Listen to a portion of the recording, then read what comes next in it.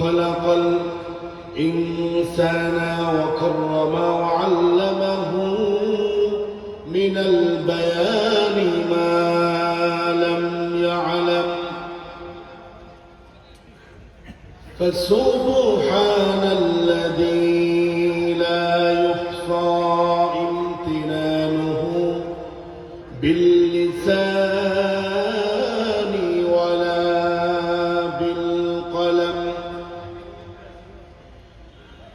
نشهد أن لا إله إلا الله وحده لا شريك له ونشهد أن سيدنا ونبينا وحبيبنا ومولانا محمدا عبد الله ورسوله الذي أرسله بالحق بشيرا ونذيرا الذي أكمل به قصر النبوة وحكم به ألا نبي بعده الذي أرسله بالحق بشيرا ونذيرا وداعيا إلى الله بإذنه وسراجا منيرا أما بعد فقد قال الله تعالى في كلامه المجيد وفرقان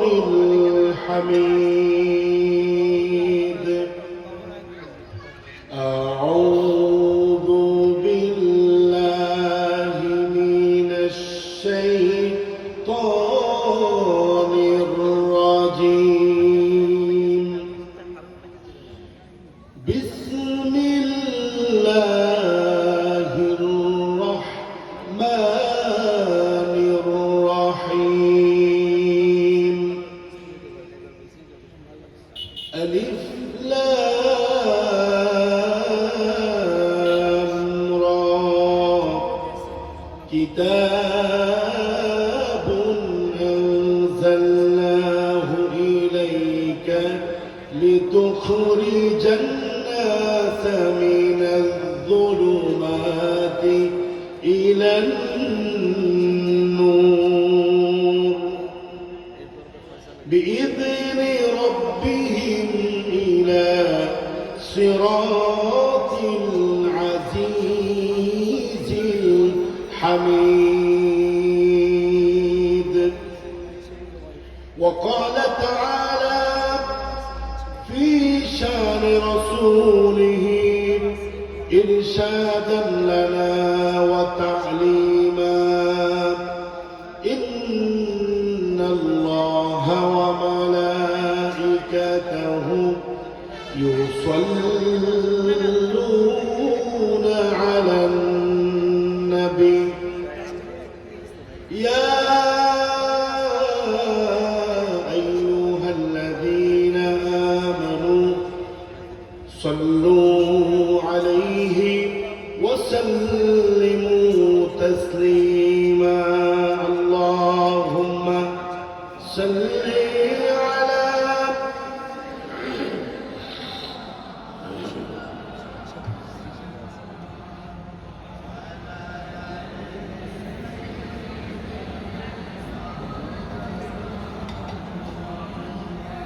আপনারা কি খুব ক্লান্ত?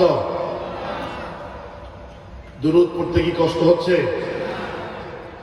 নবীর প্রতি ভালোবাসা রেখে মোহাব্বতের সাথে দিলকে উজাড় করে নবী প্রেমে মাতোয়ারা হয়ে আমরা সকলে পড়ছি আল্লাহুম্মা সাল্লি আলা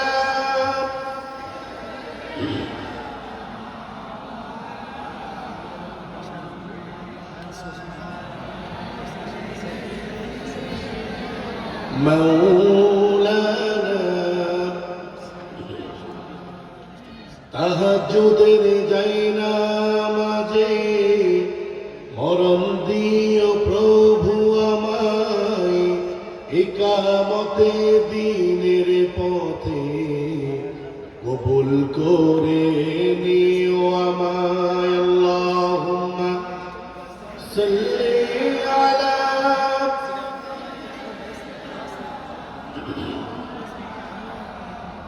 ওয়া আলা আলি সাইয়্যিদিনা بلغ العلا بكماله كشف الدجى بجماله حسنت جميع خصاله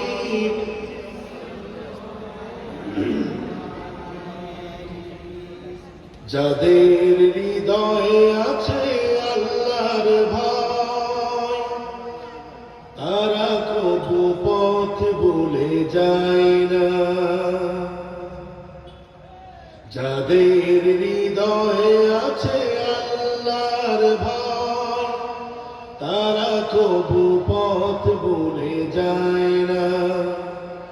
আল্লাহর প্রেম ছাড়াই দুনিয়ায় কারো কাছে কোনো কিছু চাই না, কারো কাছে কোনো কিছু চাই না। যাদের হৃদয়ে আছে আল্লাহর ভয়, তারা কবু পথ ভুলে যায় না। দিন কায়েমের পথে যারা অবিচল, তারা হলো আল্লাহর প্রিয়জন। বাতিলের কাছে কবু হার মানে না, সংগ্রাম করে যায় আমরণ। হেরার আলোতে যায় জীবন রঙিন, হাতে আল কোরআনের দীপ্ত সঙ্গীন। সত্যের পথে যারা নিবেদিত প্রাণ, মিথ্যাকে কবু ভয় পায় না, মিথ্যাকে কবু ভয় পায় না।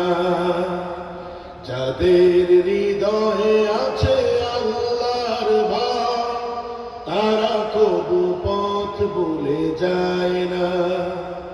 আল্লাহর প্রেম ছাড়াই দুনিয়ায় কারো কাছে কোনো কিছু চাই না।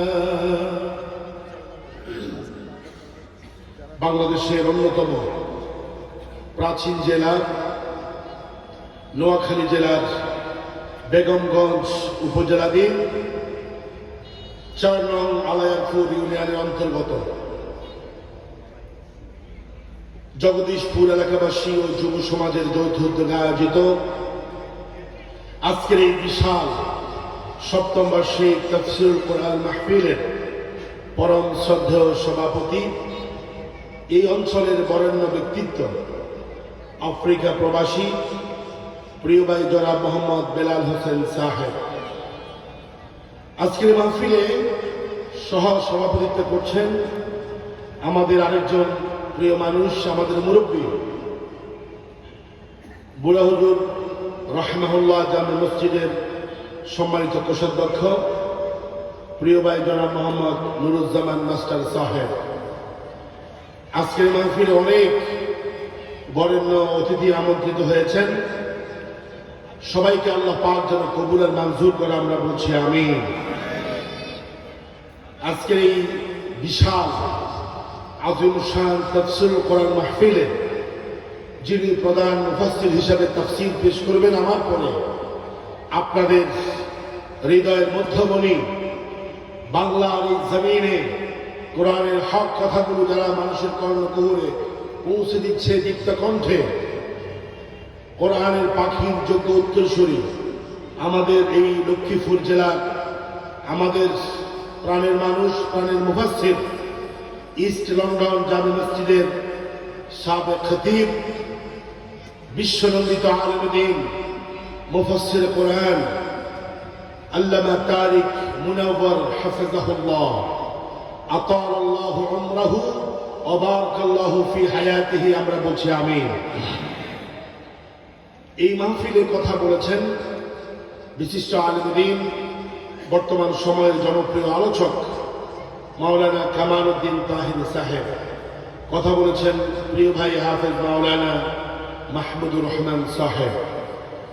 আমি আমার প্রিয় প্রাণের মানুষদেরকে আমি অনুরোধ করছি, তাফসীর শুরু করার পূর্বেই আপনারা এলোমেলো বিক্ষিপ্তভাবে যারা যেখানে আছেন 5 মিনিটের ভিতরে কোরআনের এই প্যান্ডেলে, জান্নাতের এই প্যান্ডেলে, আল্লাহর রহমতের এই প্যান্ডেলে এসে বসে পড়ুন।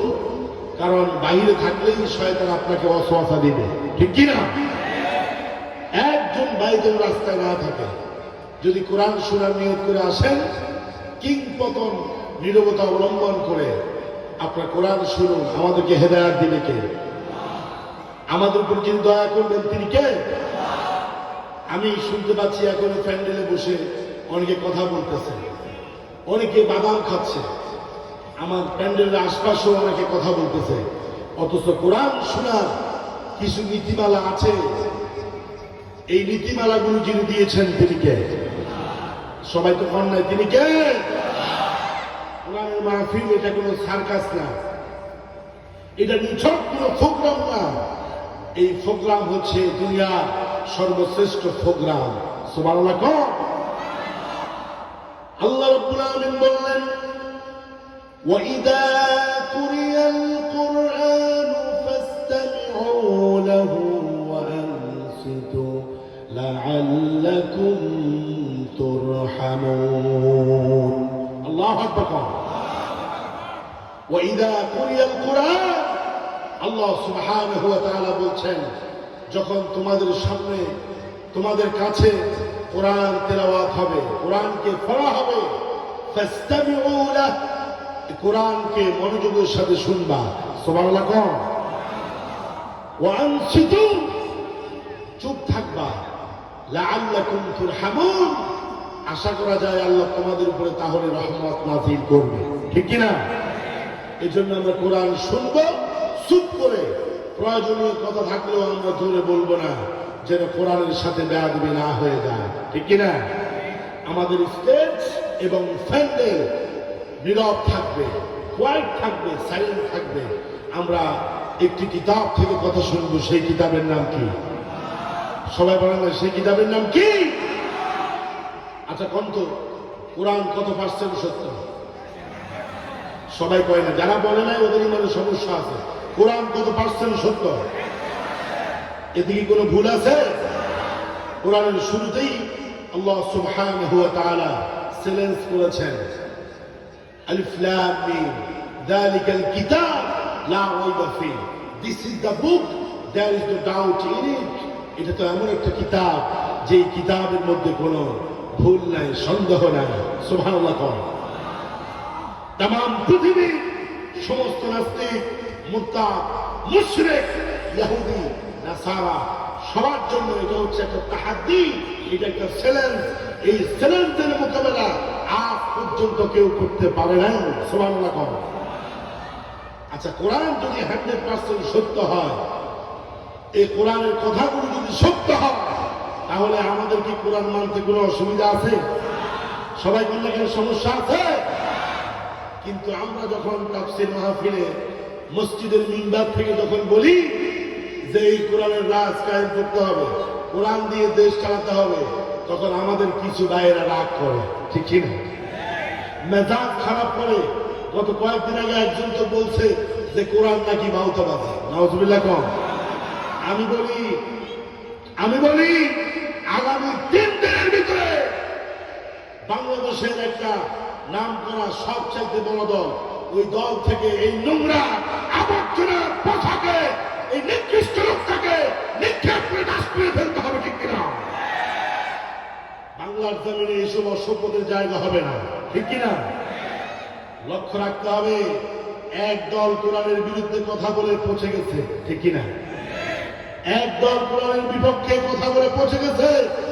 আমাদের এই বাংলাদেশের একটা নাম করা ঐতিহ্যবাহী দলকে পৌঁছানোর জন্য কয়েকটা উল্লুক্ষা পাঠা উঠে পড়ে গেছে। এদের বিস্তার ভেঙে দিতে হবে, ঠিক কিনা মুসলমান? কারা কারা যে আমার কথার সাথে দুহাত দেখতে চায়?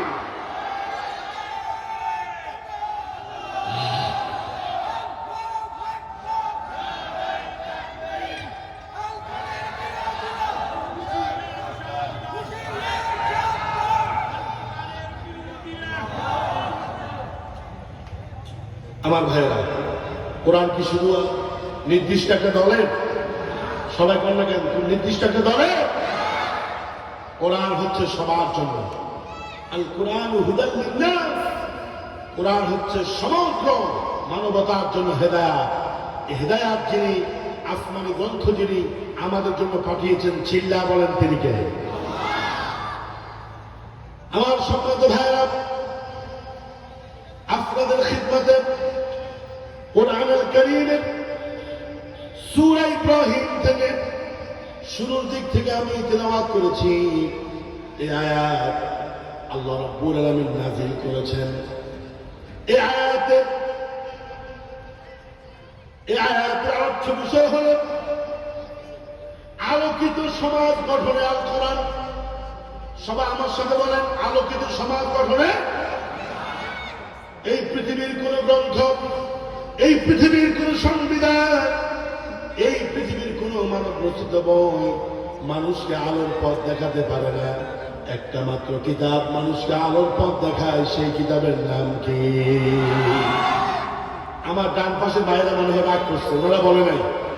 এই পৃথিবীকে, সমাজকে, রাষ্ট্রকে, পরিবারকে আলোকিত করতে পারে একটা কিতাব, সেই কিতাবের নাম কি? কোন সন্দেহ আছে?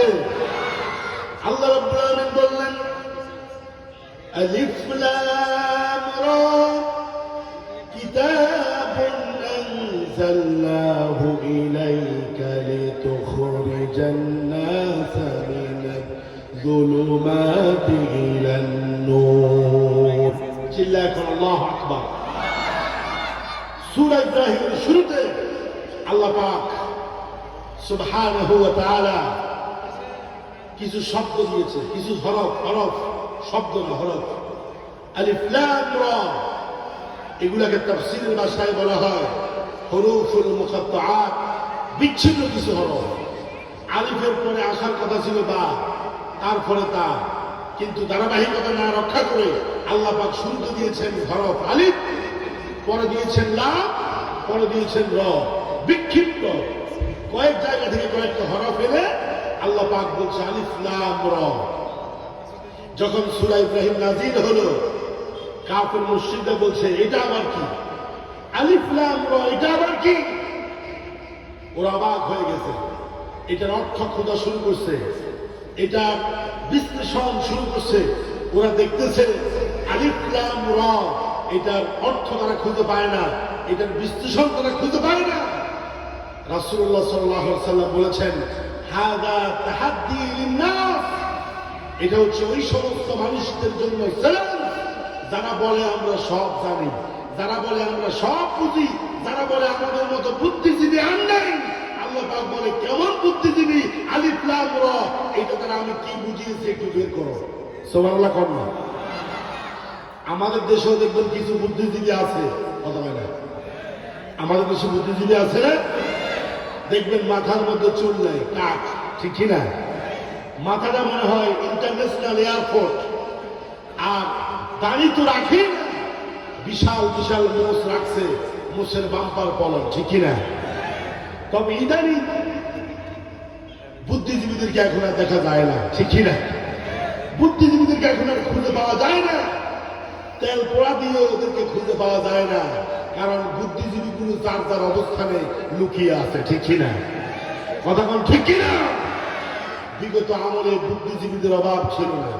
আমি বলি, শুনো, তোমার কাছে সব নলেজ আছে, তোমার কাছে সব জ্ঞান আছে, তুমি অনেক কিছু জানো, কিন্তু আল্লাহর কোরআনের সূরা ফাতিহা শুদ্ধ করে পড়তে পারো না। তোমার মতো বুদ্ধিজীবীর চার পয়সা দাম আল্লাহর কাছে নাই। ঠিক কিনা? আবুল হাকাম, যাকে আমরা আবু জাহাল বলি, তাকে মানুষরা বলতো বুদ্ধির বাবা। আবুল হাকাম, আল্লাহ রাসূল বলেছে, আবুল হাকাম কেমনে হয়?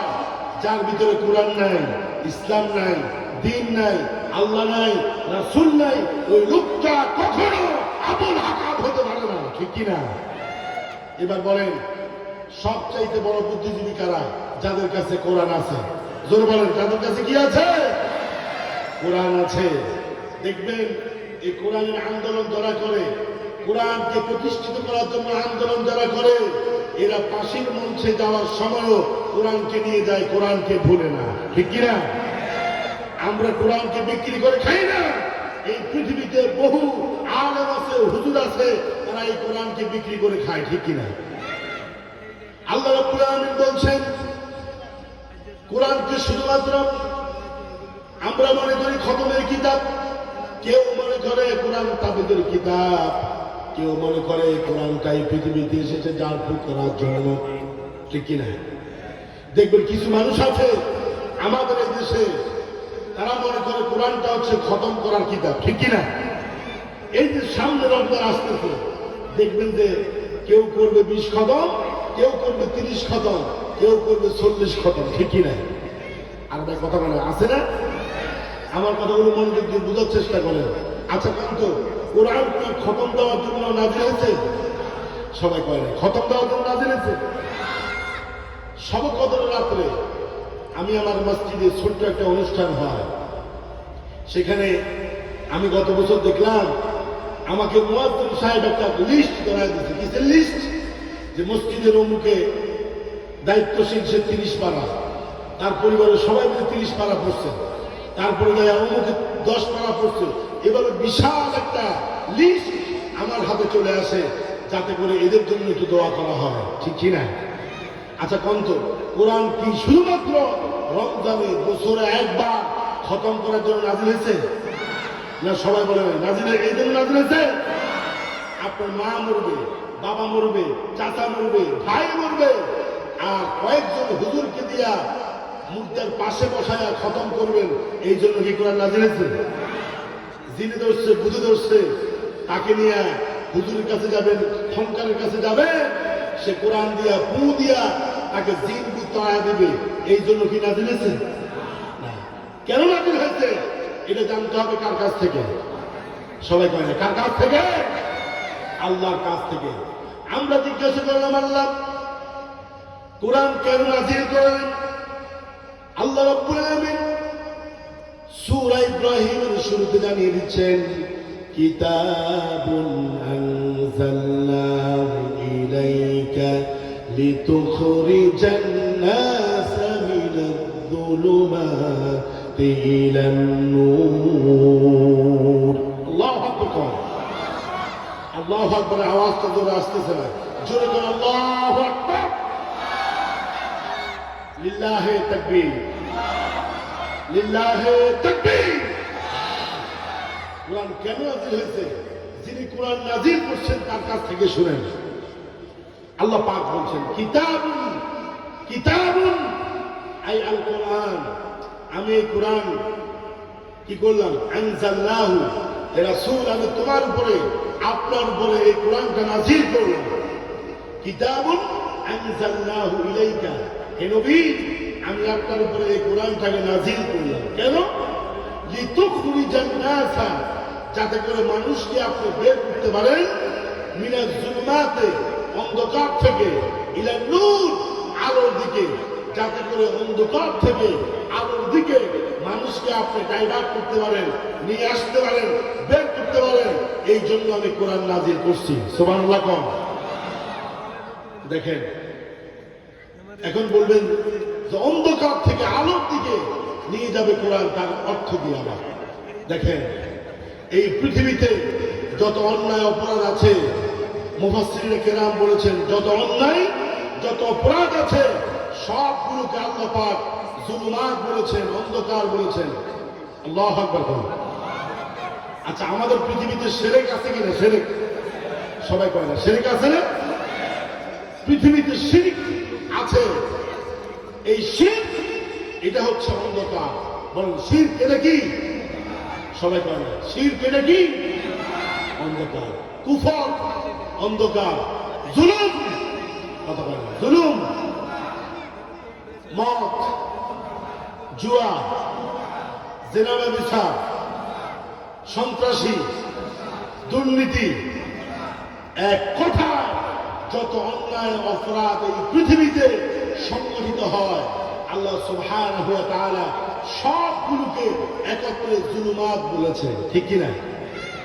দেখেন, কোরআন অন্ধকার জগৎ থেকে মানুষকে আলোর দিকে কেমনে নিয়ে আসে, আজকের আলোচনা থেকে আমি সংক্ষেপে হলেও আপনাদেরকে সেই কনসেপ্ট ক্লিয়ার করার চেষ্টা করবো। বলেন ইনশাআল্লাহ।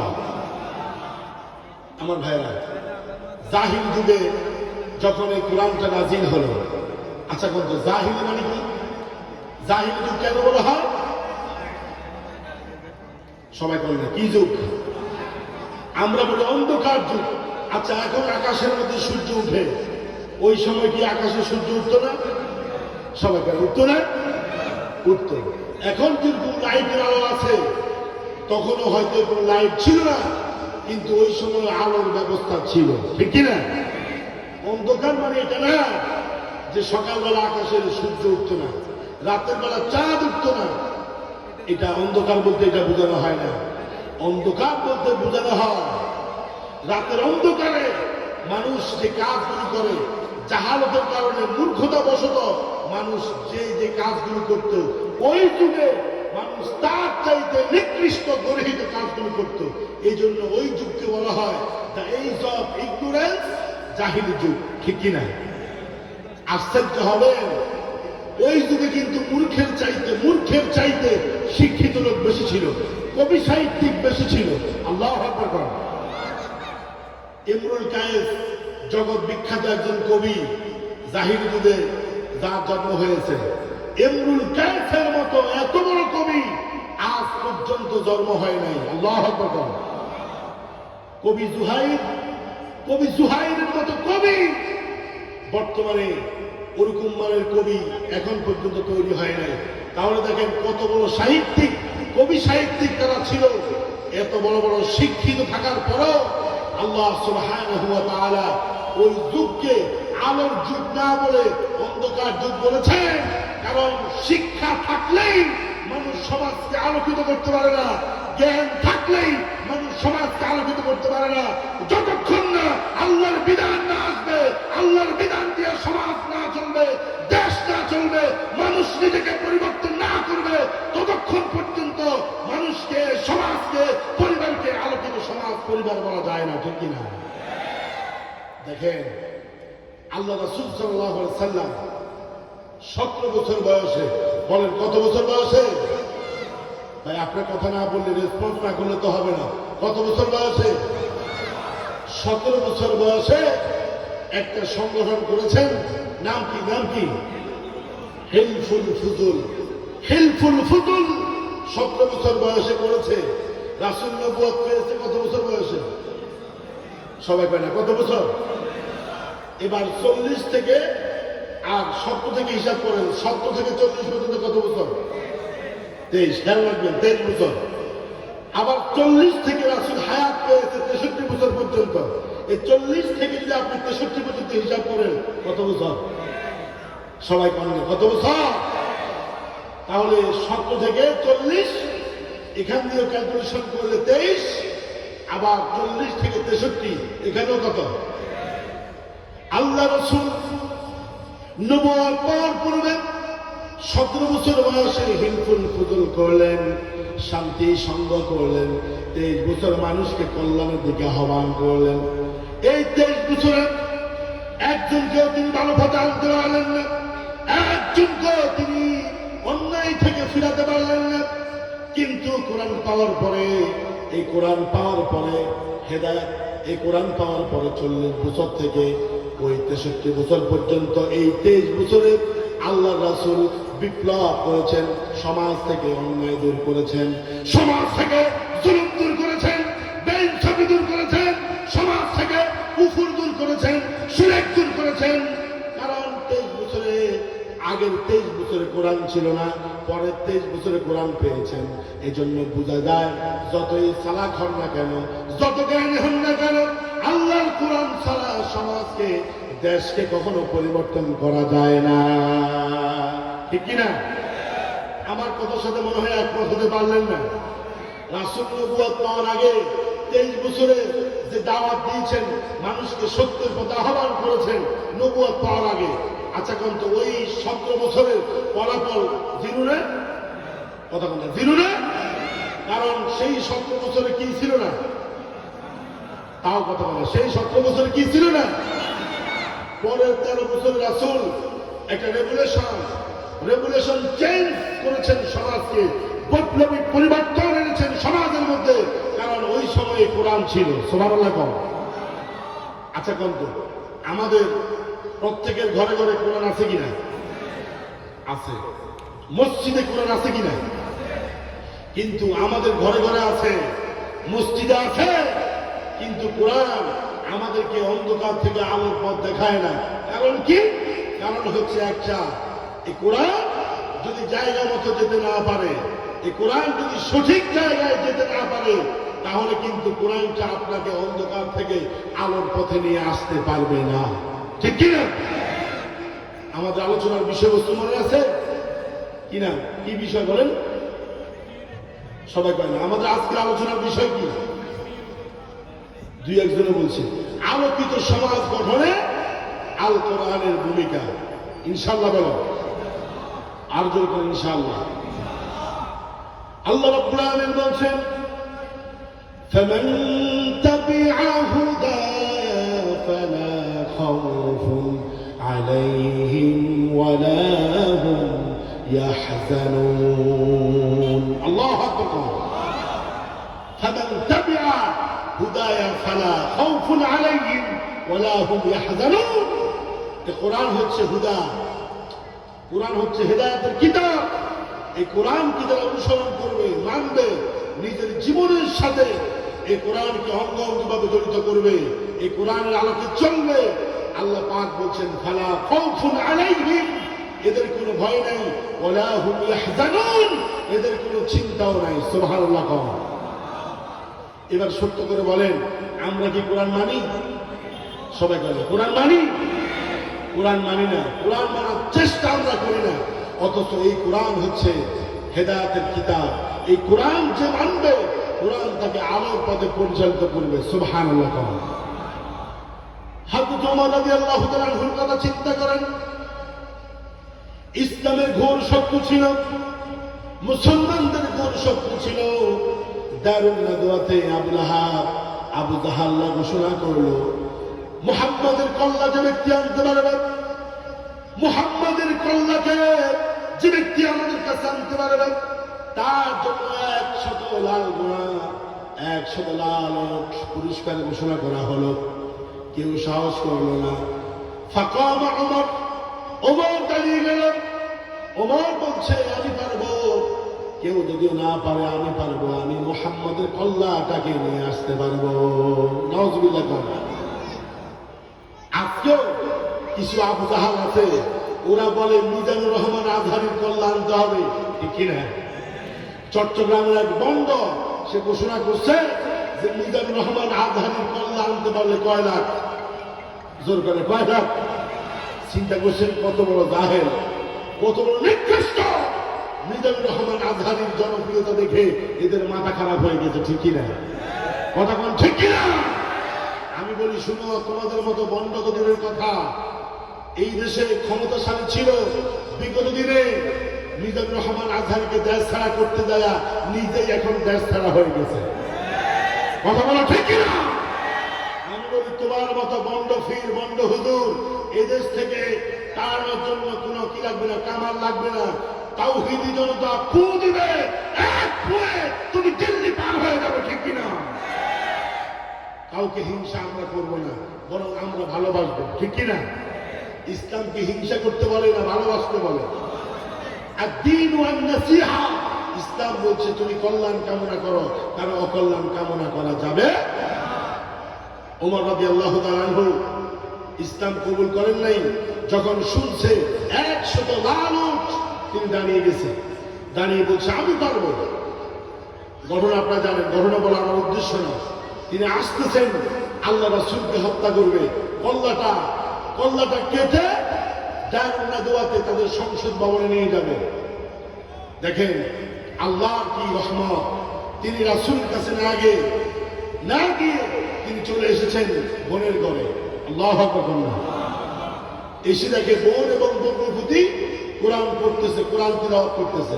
ওমর রাদিয়াল্লাহু তাআলা আনহু তিনি রাগান্বিত হয়ে খুবই বোন এবং বকরবতীকে আঘাত করতে লাগলেন। আঘাত করছে না? তাইলে বোঝা যায় কোরআনের জন্য বর্তমানে আমরা আঘাত খাচ্ছি তা না, কোরআনের জন্য আমরা জেলখানায় যাচ্ছি এখন তা না, কোরআনের কারণে আমরা রক্তাক্ত হচ্ছি, এটা শুধুমাত্র এই সময়ে না, বরং কোরআনকে যারা পড়েছে, কোরআনকে বিশ্বাস করেছে, কোরআনকে ভালোবেসেছে, যুগে যুগে তারা মার খেয়েছে, ঠিক কিনা? আঘাত খেয়েছে, রক্তাক্ত হয়েছে। এটাই হচ্ছে মুসলমানদের ইতিহাস, ঠিক কিনা? ওমর রক্তাক্ত করে ফেলেছে বোন বকরবতীকে। দেখলো বোন বকরবতী এক মুহূর্তের জন্য কোরআন তেলাওয়াত বাদ দেয় নাই, বরং মার খাওয়ার পরেও তারা কোরআন পড়তেছে। আল্লাহু আকবার। কারণ কোরআন is the best guideline for Muslim. মুসলমানদের জন্য সবচাইতে বড় গাইডলাইন হচ্ছে আল কোরআন, ঠিক কিনা? হযরত ওমর রাদিয়াল্লাহু তাআলা আনহু চিন্তা করেন, এত মারতেছি, আঘাত করতেছি, তাদেরকে রক্তাক্ত করে ফেলতেছি, এরপরও তারা কোরআন পড়া বাদ দেয় না। কি কিতাব এটা! মা আজাবাল কিতাব, কেমন আশ্চর্যজনক কিতাব! মানলো কিতাব পড়া বাদ দেয় না, কোরআন পড়া বাদ দেয় না। আল্লাহু আকবার। এবার ওমর রাদিয়াল্লাহু তাআলার মধ্যে কিউরিওসিটি জাগ্রত হলো যে এটা কেমন কিতাব, একটু দেখা দরকার। সুবহানাল্লাহ। এটা কেমন কিতাব, একটু দেখা দরকার, পড়া দরকার। যখন পড়ার জন্য আগ্রহ পোষণ করলো, কোরআনকে ধরার জন্য আগ্রহ পোষণ করলো, ওমরের বোন ফাতেমা বলছে ভাই, আল্লাহ রাসূল বলেছেন ইন্নামাল মুশরিকুনা নাজাস, মুশরিকরা তো অপবিত্র, মুশরিকরা তো অপবিত্র। এই কোরআন যদি পড়তে হয়, কোরআন যদি বুঝতে হয়, তাহলে তোমাকে ঈমান আনতে হবে। ওমর বলছে বোন আর দেরি করো না, তোমাদের কোরআন তেলাওয়াত শুনে আমার হৃদয়টা বিগলিত হয়ে গেছে। আল্লাহ রাব্বুল আলামিন আমাকে হেদায়েত দিয়ে দিয়েছে, আর দেরি নাই, চলো আমাকে নিয়ে বিশ্ব নবীর দরবারে চলো, এখনই আমি কালিমা পড়ে মুসলমান হতে চাই। আল্লাহু আকবার। যে ওমর কিছুক্ষণ আগে ইসলামের শত্রু ছিল, মুসলমানদের শত্রু ছিল, সেই কোরআনের সংস্পর্শে এসে হযরত ওমর আলোকিত মানুষ হয়ে গেছে। আল্লাহু আকবার। আমার ভাইরা, যারা দূর থেকে বলেন যে কোরআন একটা বাউতাবাজি, যারা দূর থেকে বলেন কোরআনের শাসন আমরা চাই না, যারা দূর থেকে বলেন যে কোরআন আমরা মানতে চাই না, কোরআনের কাছে আসেন, দেখবেন এই কোরআনেই শান্তি, এই কোরআনের মুক্তি, এই কোরআন হচ্ছে সবচেয়ে শান্তির কিতাব, ঠিক কিনা? কোরআন আছে যেখানে আমরা আছি, কোরআন নাই যেখানে আমরা নাই। এই স্লোগান বেশি বেশি